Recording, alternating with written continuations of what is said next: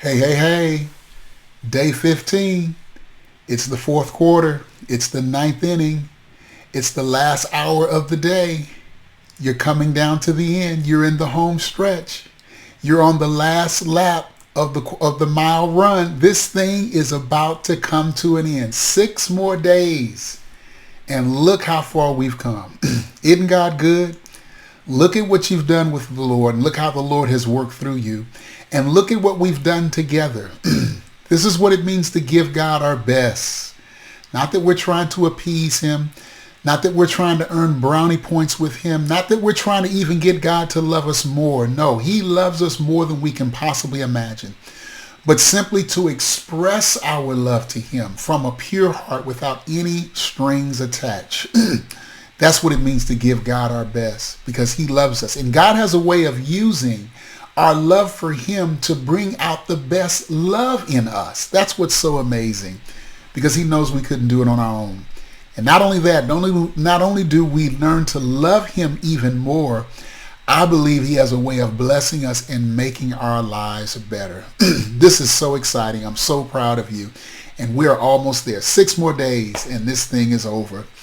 Listen, I like today's lesson. It's really powerful that Franklin deals with here on this 15th day. And if I had to put a tag on it, I would call it the value of change. The value of change. And as you know, tomorrow we celebrate the life and the legacy of Dr. Martin Luther King Jr. And if I can just give you a couple of quotes here, I would like to do that. He says, "I've decided to stick with love. Hate is too great of a burden to bear." How many of y'all know that's true? Another one is this. He says, "There are some things so dear, some things so precious, some things so eternally true that they are worth dying for. And I submit to you that if a man has not discovered something that he will die for, he isn't fit to live." That's pretty powerful. Getting into purpose and calling right there. And then here's one I really like. Life's most persistent and urgent question is this: what are you doing for others? There are definitely 2 things I think Dr. King's life teaches us. Really, there are many other things, but 2 I just want to talk about today. Number 1, he teaches us the value and the importance of loving others. And really, in that equation, you only have a choice of one or the other. Either you're going to love yourself or you're going to love others. Some people try to straddle the fence and do both, but you can't. You end up loving yourself more than others. You got to love others and be fully committed to it. And that's what Dr. King did. He was fully committed to loving others. He did everything he possibly could to make the lives of others better. We are better, and the civil liberties that we have today, the civil rights that we exercise today, is because of the sacrifice that Dr. King gave. I read one story about him in which his annual salary from speaking fees and the gifts that people would give him amounted to about $200,000 a year, which would have been about maybe $2 or $3 million in our dollars today. But that he would give away about 90 to 95% of that every year because he was so invested in the movement, so vested in charity, and just could not imagine living well while others suffered in poverty. I mean, he really sacrificed his life. We forget, too, that Dr. King was a Christian. And as a Christian, I think he epitomizes what it means to love others. He really does that. But the second thing I think he teaches us that, if anything, people are quite naturally resistant to change. We don't like change. And if it's one thing that King faced time and time again was ferocious, many times violent opposition to his marches and the strides for change that he sought to bring about in our society, to the point of even death, in which unfortunately he was assassinated. And really, it's a word that we should learn, that people just don't like change. And as quiet as it is kept, the truth is there were people in our community that weren't 100% behind Dr. King because people like to keep things the way they are. We love the status quo.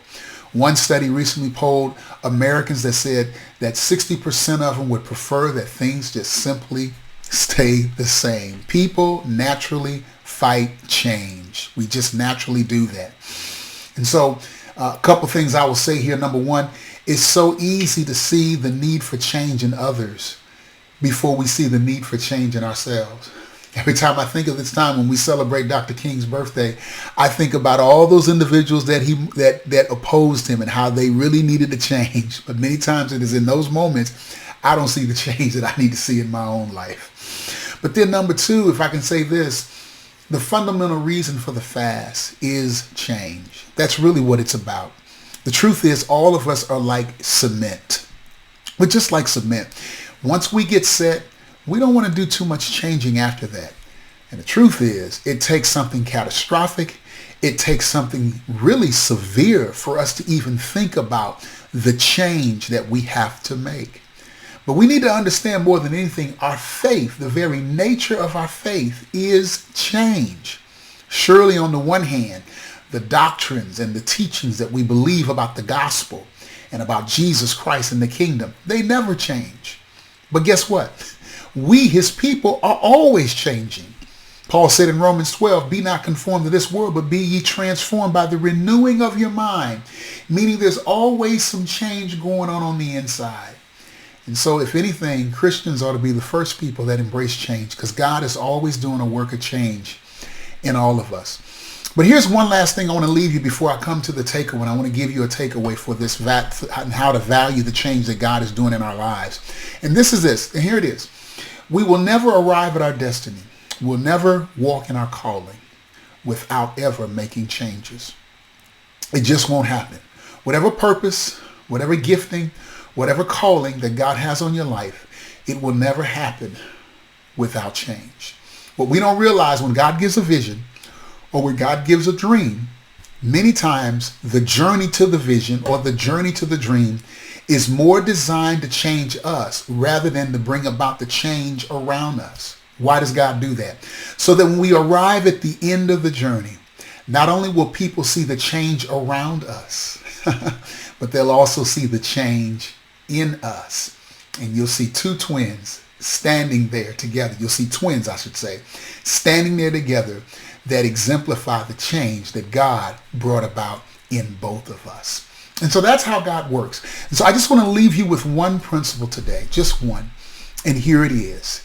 Take this fast time to rethink your routines. Use this time to rethink your rhythms. I'm the type of person that whenever I read something, whenever I go to a conference, whether or if I listen to a video, I always try to take away one thing to incorporate into my current routine that I might be a better pastor, a better husband, a better Christian, a better brother, a better friend. I try to incorporate that into my current rhythms. And that's where I'm challenging us with this, in this value for change. How does change happen? We've got to rethink our rhythms and our routines in a way that can bring about change. And I'm going to really bring this home with a story I heard about Kobe, and I think it really makes sense. The late Kobe Bryant played for the Lakers. And you know I love my NBA basketball, but on this one, he is so on point. He was asked the question, how did you just keep yourself at a level of greatness throughout your entire career? Usually most players begin to fall off and diminish, but it seems with you, you got better year after year. And here's what he said. He said, I was the type of individual that I would start my day at 3:30, maybe 4 a.m. in the morning, and I would end my day sometimes at 11:30, maybe even midnight.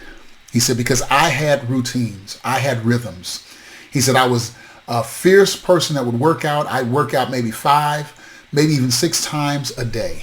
And he said, on that, I knew greatness was going to be built. He says, because if I played against an opponent, particularly if he was competitive and he was a fierce opponent, I knew I had him. Because over the last year, I had been working out 5 times a day. And if I knew his workout rhythm, and let's say, for example, he was only working out 2 or 3 times a day, he said, over time, I already know I was better. I already knew that I was better than him. And so my routines and my rhythm were the keys to my success. And that's what I'm suggesting to you. It's the rhythms we do. It's the rhythms that we are aware of. It's the rhythms that we're unaware of that determines whether or not we accomplish what God has given us or wants us to accomplish, or even the goals that we set for our lives. That's really what the word religion means at its core. Religion simply means to go through it again. It's ritual at the core, not ritual in terms of self-righteousness or performance or to curry favor with God, but ritual that produces a virtue in us. So the rhythm of worship actually produces a deeper love for God. Not just one time, not just once a month, not just every now and then, but the ongoing, consistent, faithful rhythm of worship deepens our love for him. A rhythm of the word, not just every now and then, not just once a month, not just once a quarter, but a regular rhythm of the word deepens my understanding of God's character, God's purposes, and God's love for me. A rhythm of ministry and service to mankind, to those whom God calls me to love. Not just every now and then at the holiday season, but an ongoing, regular routine and rhythm in loving others deepens my love for people, deepens my compassion. The value of change occurs in our rhythms and our routines. And so we have to rethink our rhythms. We have to rethink our routines. So just a few that I want you to think about that I'm thinking about at this time. What are your spiritual rhythms? Hopefully and prayerfully, this daily devotional that we've been doing online will encourage you to have a daily time with God if you don't have one. If you have one, that's great. But even look at how you can refashion that to make it better as you go deeper into 2022 when the fast is over. What will be your prayer rhythm? For me, it's during the fast that my smartphone usage descends. When I'm not in a fast, my smartphone usage is off the charts. But when I'm in a fast, my smartphone usage usually diminishes by 70, sometimes 80%. So I want to take away from this fast. I want to take away an adequate, a fair, respectable level of smartphone usage. That there's certain times of the day I just put that thing away and I get silent before the Lord, or I concentrate on the work that I have to do. That's an example. Maybe connecting with spiritual people. I think that's very important. You can connect with families and friends. That's good. But you need Christians. You need brothers and sisters to connect with on a regular basis because they help shape and form you. And the rhythm of connecting with them is what helps you become a stronger person in Christ, but also to better understand what God is doing in your life. What are your eating rhythms? I want to challenge you that during this Daniel fast, take away just one meal and incorporate it into your regular eating rhythm. I know you can't wait till day 21 comes and maybe it's the pizza, it's the burgers, the steak, whatever it is. I shouldn't be tempting you that way. But even with that, take away one item, take away one meal and incorporate that into your regular rhythm. I cooked a wicked black bean soup. I mean, it was absolutely delicious. And we plan to incorporate that at least into our regular eating rhythm, maybe once or twice a month. That's going to be a part of our diet for 2022. What are your personal growth rhythms? So even beyond spiritual growth, what are your personal growth rhythms? Maybe it's a class. Maybe it's a series of videos. Maybe it's a series of books. Whenever I read a pastoral leadership book, I always try to take away one thing from that pastoral leadership book that I can incorporate into my pastoral leadership style. Whether it's a preaching book, I try to take away one principle, one practice that's going to help me be even a better preacher to the congregation and the people that I serve. And so what can you do in terms of your personal growth rhythm? And then what are your recreation rhythms? Because you know we're in a day where you can entertain yourself 24/7. And there surely isn't anything wrong with entertainment, but we can over-entertain ourselves. So how do you recreate? How do you rest? Me as a pastor, don't take my example. I'm always doing something, and basically 7 days a week I'm doing something. I need to change that. I know I need to change that. But I have to be very, very intentional to relax. And you surely don't want to just sit in front of a TV all the time because you'll go comatose. And so add some things. Maybe learn a language. Maybe take up a hobby. Maybe learn an instrument. Add something that you can do that you actually enjoy, that helps you relax, that helps you get your mind to focus along with life. That's all. That's what it's all about. Just rethink your rhythms. That's the value of change. And when we make those changes, just like Kobe said, we'll know we're ahead of the game. We'll know that we can accomplish whatever goal that we set. And we know the calling that God has on our life is what will give us satisfaction in this life. God bless you. May God keep you. And I'll see you in the next segment. Take care.